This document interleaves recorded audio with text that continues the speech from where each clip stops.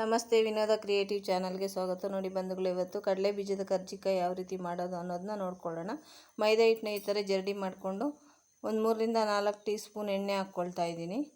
ಮೈದಾ ಹಿಟ್ಟು ಇಟ್ಕೊಳ್ಳೋಣ ಮೊದಲನೇದಾಗಿ. ಯಾಕಂದರೆ ಕಡಲೆ ಬೀಜ ಅದೆಲ್ಲ ಪುಡಿ ರೆಡಿ ಮಾಡ್ಕೊಳ್ಳೋ ಅಷ್ಟರಲ್ಲಿ ಸ್ವಲ್ಪ ಮೈದಾ ಹಿಟ್ಟು ನೆನ್ಕೋಬೇಕು. ಅದರಿಂದ ಈ ಥರ ಕಲಸಿ ಇಟ್ಕೊಳ್ಳೋಣ. ಸ್ವಲ್ಪ ಎಣ್ಣೆ ಹಾಕ್ಕೊಂಡು ಎಲ್ಲ ಬೆರೆಯೋ ಥರ ಕಲಿಸ್ಕೊಂಡಾದ್ಮೇಲೆ ಈ ಥರ ಸ್ವಲ್ಪನೇ ನೀರು ಹಾಕ್ಕೊಂಡು ಕಲಿಸ್ಕೋಬೇಕು. ಒಂದೇ ಸಲ ಹಾಕ್ಕೊಬಿಟ್ರೆ ನೀರಾಗೋ ಚಾನ್ಸಸ್ ಇರುತ್ತೆ. ಆದ್ದರಿಂದ ಸ್ವಲ್ಪನೇ ನೀರು ಹಾಕ್ಕೊಂಡು ಈ ಥರ ಸ್ವಲ್ಪ ಗಟ್ಟಿಯಾಗಿಯೇ ಕಲಿಸ್ಕೋಬೇಕು ಮೈದಾ ಹಿಟ್ಟನ್ನ. ಯಾಕಂದರೆ ಅರ್ಧ ಗಂಟೆಯಿಂದ 1 ಗಂಟೆ ಹೊತ್ತು ನೆನೆಯೋಕ್ಕೆ ಬಿಡಬೇಕು. ಇದನ್ನು ಮೈದಾ ಹಿಟ್ಟನ್ನ ಈ ಥರ ಕಲಸಿಟ್ಬಿಟ್ಟು, ನೀವು ನಮ್ಮ ಚಾನಲ್ಗೆ ಹೊಸಬರಾಗಿದ್ದರೆ ಸಬ್ಸ್ಕ್ರೈಬ್ ಮಾಡಿಕೊಂಡು ವಿಡಿಯೋನ ಪೂರ್ತಿಯಾಗಿ ಕೊನೆ ತನಕ ವೀಕ್ಷಣೆ ಮಾಡಿ. ನೋಡಿ, ಈ ಥರ ಕಲಸಿಟ್ಬಿಟ್ಟು ಮುಚ್ಚಿಟ್ಕೊಬಿಡೋಣ. ಇವಾಗ ಒಣ ಕೊಬ್ಬರಿನ ಈ ಥರ ಚಿಕ್ಕ ಚಿಕ್ಕ ಪೀಸ್ಗಳಾಗಿ ಕಟ್ ಮಾಡಿ ಇಟ್ಕೊಂಡಿದ್ದೀನಿ. ಇದನ್ನ ಮಿಕ್ಸಿ ಮಾಡ್ಕೊಳ್ತಾ ಇದ್ದೀನಿ. ನೋಡಿ ಬಂಧುಗಳೇ, ನೀವು ಒಣ ಕೊಬ್ಬರಿನ ತೊಳೆಯೋದಾದರೆ ಸ್ವಲ್ಪ ಹೊತ್ತು ಬಿಸಿಲಿಗೆ ಇಟ್ಬಿಟ್ಟು ಆಮೇಲೆ ಮಿಕ್ಸಿ ಮಾಡ್ಕೊಳ್ಳಿ. ನೋಡಿ, ಈ ಥರ ತರಿಯಾಗಿ ಮಿಕ್ಸಿ ಮಾಡಿಕೊಂಡ್ರೆ ಸಾಕು. ತುರ್ಕೋಬೋದು. ನಾನು ತುರಿತಾ ಇಲ್ಲ, ಮಿಕ್ಸಿ ಮಾಡ್ಕೊಂಡಿದ್ದೀನಿ. ಮತ್ತು ಕಡಲೆ ಬೀಜನ ಈ ಥರ ಸಿಪ್ಪೆ ಹುರಿದ್ಬಿಟ್ಟು ಸಿಪ್ಪೆ ತೆಗೆದುಬಿಟ್ಟು ಅದನ್ನು ಮಿಕ್ಸಿ ಮಾಡ್ಕೊಳ್ತಾ ಇದ್ದೀನಿ. ನಂತರ ಬೆಲ್ಲನ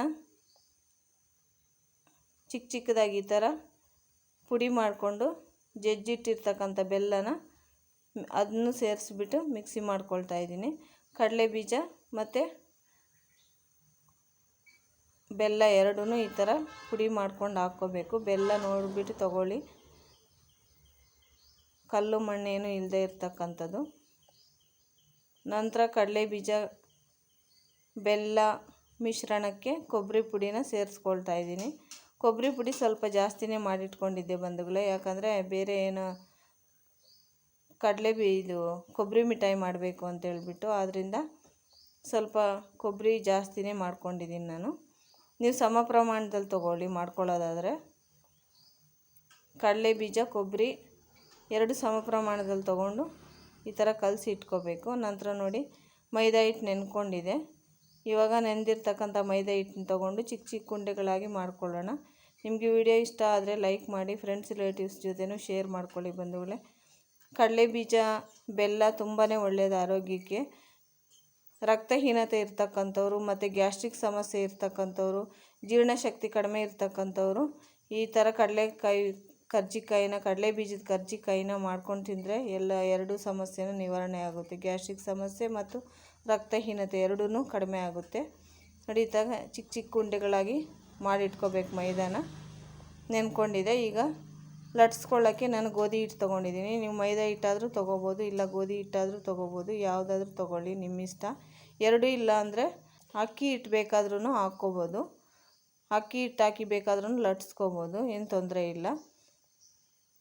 ಈ ಥರ ಉದ್ದಕ್ಕೆ ಲಟ್ಸ್ಕೊಳ್ತಾ ಇದ್ದೀನಿ ಬಂಧುಗಳೇ ನಾನು.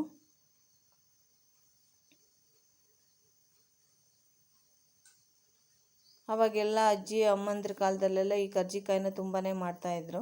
ಕಡಲೆ ಬೀಜದ ಕರ್ಜಿಕಾಯಿ ಅಂದರೆ ತುಂಬಾ ಇಷ್ಟ, ಎಲ್ಲರೂ ಇಷ್ಟಪಟ್ಟು ತಿಂತಾಯಿದ್ವಿ. ಇವಾಗ ಕಡಲೆ ಬೀಜದ ಕರ್ಜಿಕಾಯಿ ಮಾಡೋದು ಅಪರೂಪ ಆಗೋಗ್ಬಿಟ್ಟಿದೆ.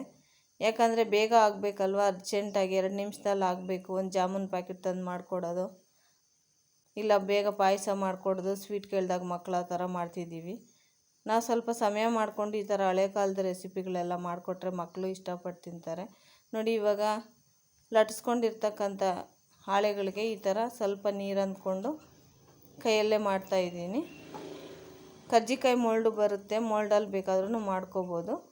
ಅದರಲ್ಲಿ ಗುಂಡಿಗೆ ಬರುತ್ತೆ ಅಂತ ಹೇಳ್ಬಿಟ್ಟು ನಾನು ಈ ಥರ ಉದ್ದಕ್ಕೆ ಮಾಡೋಣ ಅಂತೇಳ್ಬಿಟ್ಟು ಈ ಥರ ಮಾಡ್ತಾಯಿದ್ದೀನಿ. ನೋಡಿ ಬಂಧುಗಳೇ, ಹಾಳೆಗಳಿಗೆ ಸ್ವಲ್ಪ ಅದು ಮಾಡಿಟ್ಟಿರ್ತಕ್ಕಂಥ ಪುಡಿನ ತುಂಬಿಸ್ಬಿಟ್ಟು ಈ ಥರ ಪ್ರೆಸ್ ಮಾಡಿ ಇಟ್ಕೋಬೇಕು. ಎಲ್ಲೂ ಒಂಚೂರು ಗ್ಯಾಪ್ ಇಲ್ದಂಗೆ. ಗ್ಯಾಪ್ ಬಿಟ್ಟರೆ ಎಲ್ಲ ಬಿಟ್ಕೊಂಡು ಎಣ್ಣೆಗೆ ಆಗಿಬಿಡುತ್ತೆ ಪುಡಿ. ಆದ್ದರಿಂದ ಈ ಥರ ಗ್ಯಾಪ್ ಇಲ್ದಂಗೆ ನೀಟಾಗಿ ಪ್ರೆಸ್ ಮಾಡಿ ಇಟ್ಕೋಬೇಕು.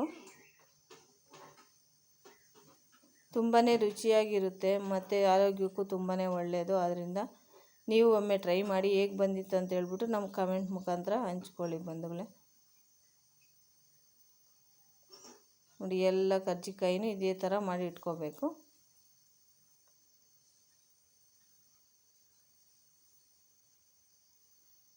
ಎಣ್ಣೆ ಕಾಯಕ್ಕೆ ಇಟ್ಕೊಂಡಿದ್ದೀನಿ. ನಾವು ಕೊಬ್ಬರಿ ಎಣ್ಣೆ ಬಳಸೋದು ಬಂಧುಗಳೇ, ಅದರಿಂದ ಕೊಬ್ಬರಿ ಎಣ್ಣೆ ಕಾಯಕ್ಕೆ ಇಟ್ಟಿದ್ದೀನಿ ನೋಡಿ. ಎಲ್ಲ ಕರ್ಜಿಕಾಯಿನೂ ಮಾಡಿ ಇಟ್ಕೊಂಡಾಯಿತು. ಇವಾಗ ಎಣ್ಣೆ ಕಾದಿದೆ.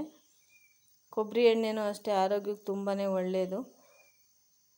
ತುಂಬ ಸಣ್ಣ ಆಗಬೇಕು, ದಪ್ಪ ಇದ್ದೀನಿ ಅಂತಕ್ಕಂಥವ್ರು ಮತ್ತು ಹೃದಯ ಸಮಸ್ಯೆ ಇರ್ತಕ್ಕಂಥವ್ರು ಕೊಬ್ಬರಿ ಎಣ್ಣೆನೇ ತುಂಬ ಬಳಸ್ತಾರೆ ಯಥೇಚ್ಛವಾಗಿ.